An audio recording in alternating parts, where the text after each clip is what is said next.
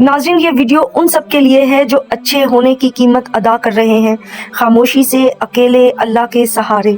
अल्लाहुम्मा सल्ली अला मुहम्मदिन व आले मुहम्मद। अस्सलाम वालेकुम नाज़रीन, अगर आप उन लोगों में से हैं जो किसी का बुरा नहीं चाहते, किसी का हक नहीं मारते, फिर भी आजमाइशें ख़त्म होने का नाम नहीं लेती, तो सुन लीजिए, ये इस बात की अलामत नहीं कि आप कमज़ोर हैं, ये इस बात की अलामत है कि अल्लाह ने आपके अंदर बर्दाश्त की ताकत रखी है। नाज़रीन, कुछ लोग जंजीरों में बंद कर भी अल्लाह के करीब होते हैं और कुछ आज़ाद होकर भी दिल के कैदी रहते हैं।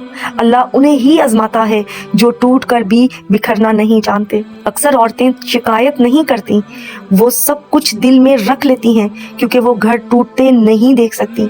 ये खामोशी कमज़ोरी नहीं, ये सब्र है, और सब्र अल्लाह को सबसे ज़्यादा पसंद है। अल्लाह अच्छे लोगों को इसलिए आजमाता है ताकि वो दुनिया पर नहीं, अल्लाह पर भरोसा करना सीख जाएं। ये आजमाइश सज़ा नहीं, ये तरबियत है।